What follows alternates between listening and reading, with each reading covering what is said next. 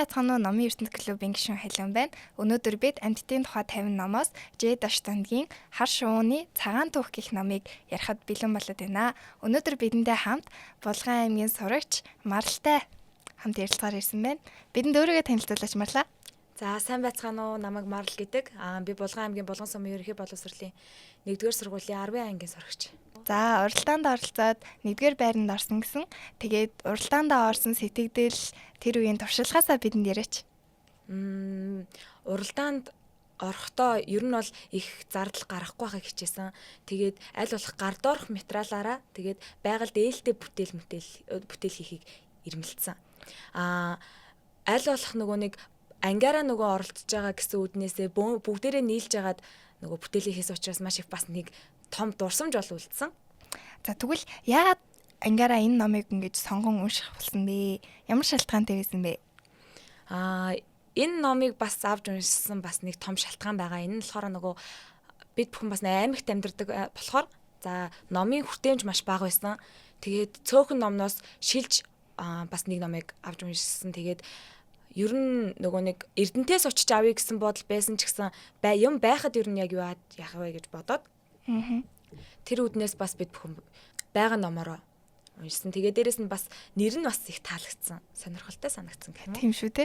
Хар шувууны цагаан түүх гэхээр. За тэгвэл одоо чам сонирхолтой санагдсан гэсэн штэ. Тэгвэл энэ номын маань нэрний ямар бэлэгдэл нь юу юм бол? Одоо энэ шувуу ингээд хичнээн харч гэлээ, муухай дуурдагч гэлээ, явсан зам нь цагаан шүү, явсан мөрөн цагаан шүү гэдгийг ер нь бол бэлэгдсэн. За номынхоо тухай болон номын зохиолчийнхаа тухай товч ярилаас зүгээр ах. За энэ номын зохиолч нь болохоор Дашдандаг гэдэг зохиолч байдаг. За энэ хүн Булган аймгийн Бүрэг хангай суманд мэндэлсэн.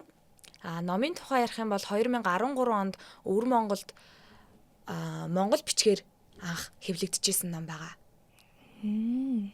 За энэ номынх нь үйл явдал болохоор хүн болон амьтны одоо нөгөө нэг олон жил найзалт нөхөрсөн тухай тийм маш сонирхолтой баримт байгаа болсон явдал. Вау, баримт гэсэн үү те? Тий. Ер нь бусад номуудыг бодвол айгүй онцлогтой юм байна шүү дээ. Тийм, бус номнууд болохоор нөгөө нэг зөвхөн зохиолчийн сэтгэхүйгээс гардаг бол энэ бол яг бодит болсон явдал болохоор илүү бүр сонирхолтой, төлхөө гоё болж Вау. байна.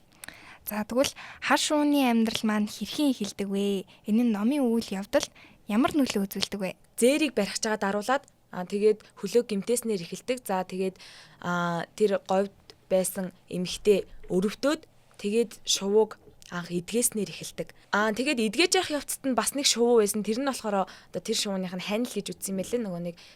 Нөгөө нэг гэр бүлийнх нь хүн гэдэг шиг тий. За тэгвэл хар шувууг бусад шувуудаас ялгаруулдаг онцлог шинжүүд нь юу байсан бэ ном дээр маань? Бусд хэрээг бодвол тийм том хар нүдтэй нэг өрөөсөн гуйн дээрээ бас нэг юм цагаан толботой гэж байгаа. Тэгээд мэдээж нөгөө нэг шархныган сорив бас байгаа. Тэгээд бус шувууг бодвол хамаагүй ухаантай гэж гардаг. Тийм шүү те. Одоо ингээ шууруу ойртоод очихоор л үргээд идэв шүү те. Ер нь тийм хүн байхгүйсэн гэсэн үг. Нөгөө эзнийхээ тусыг мартаагүй гэсэн үг. Нөгөө эмчлээд явуулсан ч гэсэн эргээд байсаар байгаа. Тэгээд олон жил болоод нөхөрлөлцсөн шүү. Ер нь хүн тасцсан юм байна шүү те. За тэгвэл одоо шувууны маань талаар юм бол номд гардаг одоо байгалийн дүрслэлүүд ямар байдаг вэ? Одоо ямархуу орчин нөхцөлд ингээд үйл явдал маань өрнөдөг вэ? Ерөнхийдөө энэ яг говь газар болсон үйл явдал учраас тийм ер нь нар шарсан халуун тийм өдрүүдийг одоо илүү дүрсэлж харуулсан. Энэ байгалийн үзэгдлүүд нь болохоор ямар одоо үр ашигтай байсан бэ гэхээр одоо илүү дүрслэлтэй болгосон юм уу ингээд дотор толгойд ингээд шууд нүдэнд бууж сэтгэл тоногшохоор тийм үйл явдлуудыг гаргасан.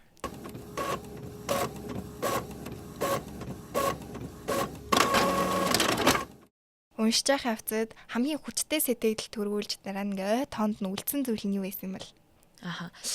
Тэр нөгөө нэг бөмбөлийн эмээгийн ач хүү тухайн үед нөгөө хургын маань идэж гин гэж андуураад буудчихдаг байхгүй. Тэгээд бөмбөлийн эмээ одоо ингээд тэгээд тэрнээс хойш хоёр хэрэг харагдхаа байсан. Тэгээд буудаад багтхан ингээд үргээсэн учраас тэгээд бөмбөлийн эмээ за одоо ингээд ер нь гомдоод ирэхгүй байхаа гэж бодож исэн чинь шувуу нь гомдоогүй зүгээр эсэргээрээ бөмбөлийн эмээг эргээд хайсаар агаад ирдэг. Энэ нь илүү ингээд бүр юм сэтгэл ингээд огшоосон энэ ямар цайлган амтан бэ гэж бодохоор тийм сэтгэл төрүүлсэн байсан. Ямар хөөрхөн юм бэ тийм ээ.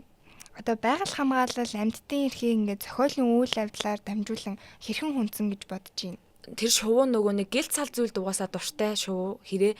Тэгээд бусд газруудын нөгөө нэг гэл цал нөгөө гоёмсог мөнгөн идэлүүдийг аваад идэг тэрэнд нь ингээд дургуурхдаг ч юм уу. Хэрэг ямар ч хэрэггүй шувуу. Тэгээд муухай хоолойтой тий хар бараан ер нь муу ёрын шувуу гэд чулуу нүүл гэдэг байсан. Тэгээд энэ нь юу вэ гэхээр ер нь бол хүн амьтнаа хайрлаад хайрлж ивэл ер нь бол байгаль дэлхийгээ бас хайрлж байна гэсэн нэг үзэгдэл учраас байгаль биш амьтнаа бас хайрлах тийм. За хар шувууны хувьд хамгийн хүнд хэцүү үе нь юу байсан бэ? Тэрээр үүнийг хэрхэн таван туулсан гэж бодож байна? За яг миний бодлоор хамгийн хүнд хэцүү зүйл нь болохоор тэр эмгэн нөгөө нэг биеийн муудаад тэгээд төв газар руу ингээд нөгөө вагон цугаад ингээд яваад эмнэлэгт очдог байхгүй. Тэр болтол ингээд бүр маш олон километрийг зүг дагаад очисон байхад нь ингээд нөгөө хөөгд явуулцдаг. Тэгээд эмгэнийг гаран гартал нөгөө нэг хоёр хэрэг бас хүлээсэн. Тэр хэсэг нь бас хэрээний хувьд маш эмзэг туссан байх гэж би бодож байгаа. Тийм урт хугацааг дэмэгцүү замыг туулаад очиж байхад бас тасцсан юмтан болохоор сэтгэл нэгдсэн баха. За дараагийнх нь болохоор одоо хар шувууны хувь заяа номын төгсгөлд хэрхэн шийдэгддэг вэ? Энэ нь уншигчдад ямар мессеж өгсөн бэ?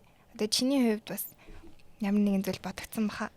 Төгсгөл хэсгэл дээрээ бас нэг юм гардаг л да. За хүн дуулдгаараа л дуулна, хэрэг гуагалдгаараа л гуагална. Тэгсэн ч хэрэг хүмүүс хараад зүхэн. Тэгэхээр зүгээр яг энэ нь яг ямар мессеж өгөх гээд байна вэ гэхээр хүн ямар ч хүнийг сайн байсан өөг нь олж харддаг. Тийм учраас бүгдээрээ яг л өөрийнхөө бай гэсэн утгад санааг илэрхийлсэн. Тэгэхээр ер нь төгсгөлд нь хэрэг маань хэрэг ер нь маш урт настай амт юм байна л да. Тэгээд хэрэг одоо яг эмгэнтэй хамт амьдарч байгаа. Тэгээд хэрэгийн одоо насныхын төгсгөл хүрж ижил энэ одоо тайлбар одоо яаж төгсгөх нь харагдах байхаа гэж номон дээр бичсэн байдаг. Бас сонирхолтой факт юм шүү. За тэгвэл төгсгөлийн үйл явдал нь чиний хүлээлтэд нийцсэн үү? Хэрвээ тийм бол яагаад?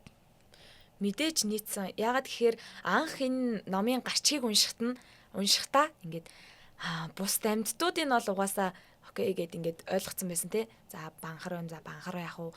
За нохооч яах вэ гэд ингээд яваадсан. Тэгсэн чинь хэрэг гэхээр бас тгийж санагдсан байхгүй юу. Тэгээд ингээд хүн хэрэг хоёрын нөхөрлөл гэхээр бүр сонирхолтой санагдсан. Тэгээд энэ бас өгүүлгийг уншсанараа бид бүхэн бас маш олон зүйлийг сурч мэдэж авсан. Тэгээд өгүүллийнхээ бас нөгөө нэг гол утга санаа хэлэх гээд байгаа үйл явдлыг бас аягүй сайн ойлгосон л тоо. Тэгвэл энэ түүхээр дамжуулах их сургамж авсан байх нэ. За энэ номыг уншсны дараа таны амьдралд ямар нэгэн өөрчлөлт эсвэл шинэ бодол төрсөн үү? Одоо ангиараа уншсан гэдгсэн шүү дээ. Ангийнх нь хэрхэн өөрчлөгдсөн бэ? Тийм зүйл ажиглагдсан уу? Ажиглагдсан. Яа, манай ангийнхан нэг хүүхдийг одоо хэрэг гэж дууддаг тий. Тэгээд тэр тийм үү? Хочтой юм уу? Тэр хүүхдээ тэгж дуудгаад ер нь ингээд нэг нэгэндээ хочигддог байхгүй юу? Тэгээд энэ явдлаас хойш ер нь нэг нэгэ хоцлогоо байсан гэх юм уу? Ер нь юмыг гаднаас нь биш дотроос нь үзье гэсэн ингээд өөрөө бас ингээд ангийнхаа үүдэнд бас наачсан байгаа бид бүхэн. Тэгвэл том өөрчлөлтийг авчирсан биш шүү дээ. Ер нь айгүй олон хүний өнцөг өөрчлсөн гэж харж болох нэ тий. За манай сүүлийн асуулт. Одоо байгаль хамгаалал амьдралын утга учирын талаар сонсогчдод ямар зөвлөгөө өгөх вэ? Одоо ингээд номоос ойлгосон, авсан сургамжаараа хүүхдэдэд зөвлөгөө өгвөл? Энхийн цагаан тагта ёрын муухай хэрэг гэдэг бодлого бүгдээрээ авч хаяа. Бүх зүйл яг л нэгэнд хэвийн төвшөнд байдаг. Бүх зүйл уялдаа холбоотой байдаг. Энэ хорвоо ертөнцийн дээр ерөнхийдөө бол нөгөө үүрэг орёолгүй бүтсэн зүйл гэж байдаггүй учраас бүгдээрээ гаднаас нь ямиг харж дүгнэхээсээ илүү харьцаж үзээд одоо бүх зүйлтэй ингээд харилцаа холбоо тогтоогоод дотоод зүйл мөн чанарыг харьяа гэж би бас уриалж байгаа. Мөн ялангуяа манай Монгол улсын хувьд байгаль орчин болон амьтдтайгаа маш зүй бус ханддаг юм шиг санагддаг. За энэ номыг бас бидний үеийн хүүхдүүд аваад уншаасаа гэж бас бид бүхэн хүсэж байгаа. Энэ ном ягаад гэхээр маш их сургамжтай байсан. Бид бүхэн амьтныг арай өөр нүдээр хардаг болсон. Байгаль орчин бас хайрлах бас нэгэн сэтгэл төрсөн тий илүү ингээд зөөлрсөн. Тэгэхээр бас ном уншихаасаа гадна энэ ном бас багахан ч гэсэн хүмүүжил төлөвшлийг олгож байгаа учраас энэ номыг уншаад багахан ч гэсэн хүмүүжил төлөвшлийг аваад өөртөө олгоосой гэж би бас хүсэж байна. За ингээд ангиараа уралдаанд ороод 3 сая төгрөгийн шагнал авсан гэсэн шүү дээ. Тэгээ тэр үед л мэдээж ангиараа бахархсан байх.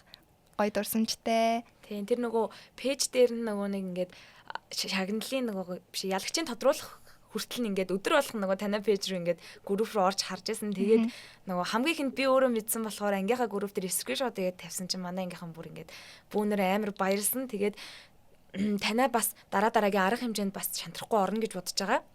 Баярлалаа. Дараагийн 50 номын чиглэлээрээ бид байгаль экологийн чиглэлээр номоо гаргах гэж байгаад бол хэрвээ та саналаа ирүүлэхийг хүсвэл номын ертөнц нээлттэй Facebook групп комент хэсэгт хандаарай.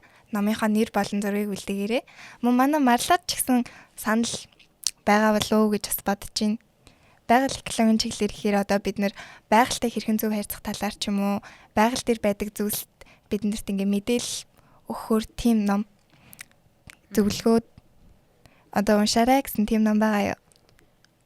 Ер нь нөгөө нэг хүмүүсийн нөгөө байн гаргадаг алдаа байгаа шүү дээ. Тэрийг ингээд нөгөө үр ашгийг мэдэхгүй болохоор хүмүүс гаргадаг гэж үздэг. Тэгэхээр яг тодорхой одоо нөгөө тоочны нөгөө нэг бүх зүйлийн үр ашгийг тайлбарлаад өгөх юм бол байгальтайгаа илүү зөв зохистой харьцах байхаа гэж бодож байна. Тим чиглэлийн ном байвал бид бүхэн бас дахиад ангаараа авч уншнаа гэж. За баярлалаа. Тэгээд дараагийнхаа байгаль экологийн чиглэлээр 50 номын уралдаанд ч гэсэн идэвхтэй оролцоорой. Тэгэлгүй яах вэ? За маллаадаа зулгах бас нэгэн мэдээлэл байна.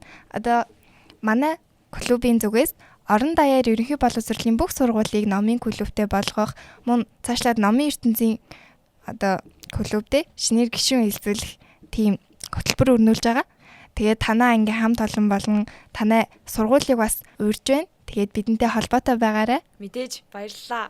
Маш их баярлалаа. Цааш нь бас уламжлалын манай анги ч гэсэн манай найзууд ч гэсэн бас маш эргээр хүлээж авах хаа гэж бодож байна. За ингээд дараагийн уралдаанаараа дахин уулзцгаая. За баяртай.